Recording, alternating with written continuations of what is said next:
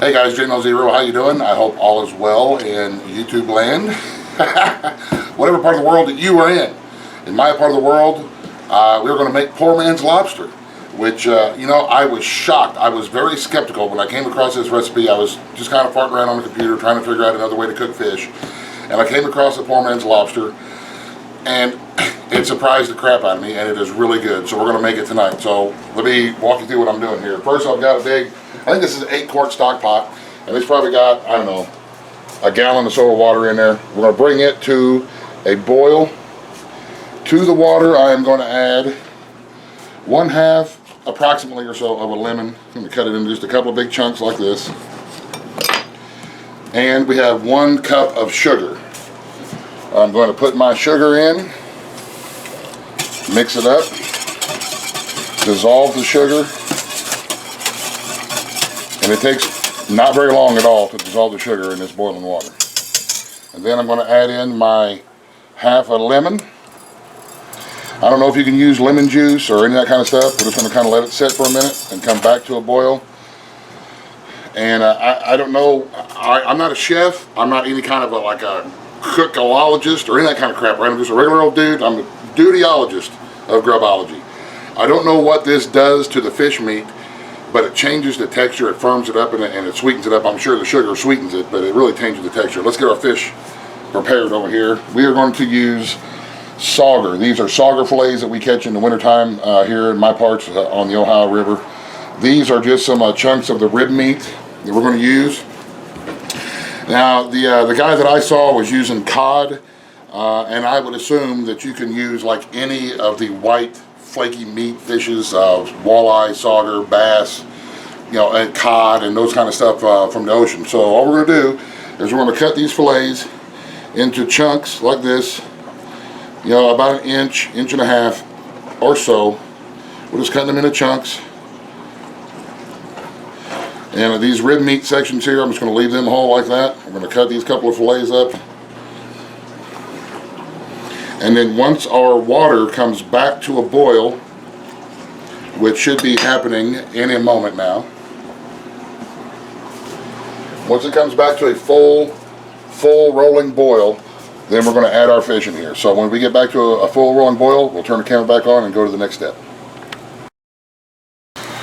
Okay, so we are back to a full rolling boil. I'm going to turn the heat down just a little bit just to maintain the boil.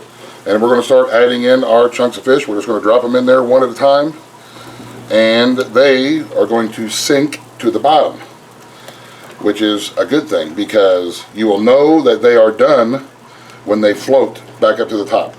So when you see them floating on the top and they stay on the top, then you'll know that the fish is cooked thoroughly and it is ready to be taken out or extracted, if you like big fancy words. Okay, back to the fish. So now the water will come back to a boil here shortly. I am not going to stir them at all because we don't want to break the fish apart. It's hot water and fish, so just leave them in there, let the water boil, and let the cooking process do its thing. Probably going to take 4, maybe 5 minutes, a little bit less on some of the thinner pieces. We're just going to keep an eye, and when we see some starting to float, we'll turn the camera back on and start pulling them out, and we'll go to the next step. Alright, I'm sure the light is going to be bad, and I apologize about that, but you can see there will be some foam develop on the top of it. Don't worry about it. If it starts to foam over, you can just take a ladle and scrape some of the foam out. I usually have not had that problem yet, but you can see the fish that's starting to float. It's just kind of hanging out on the top there. That's what we want to see. So now we're going to start pulling the fish out. We're just going to set it onto a plate with some paper towel. And it even smells seafoody, if that's a word. So, got our little chunk of lemon here. I've only done 2 batches before in the same water, and it seemed like the second batch wasn't as good as the first batch was. So, and we did have some of it fall apart, but that's you're going to have that anytime you're dealing with a real flaky fish. So the next thing we're going to do is we're going to let this cool for a little bit. We have some melted butter.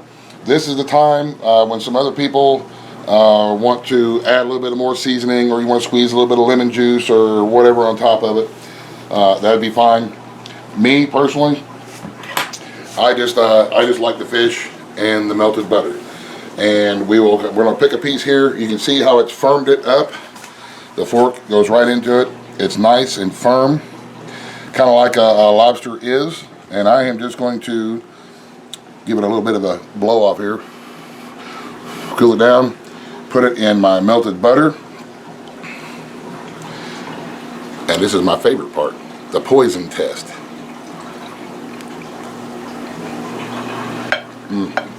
Holy crap, that's good. So there you have it.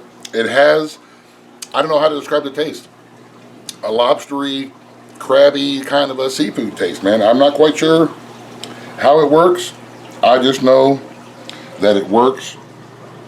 And like I said, we're using sauger, and you can use any kind of a white flaky fish. And it's going to be delicious. So give it a shot if I can do it. If I can do it, you guys can totally do it. It's easy and doesn't take any time at all. So I hope that helps. You guys, thank you very much for watching. Have a great rest of the evening. God bless. The end.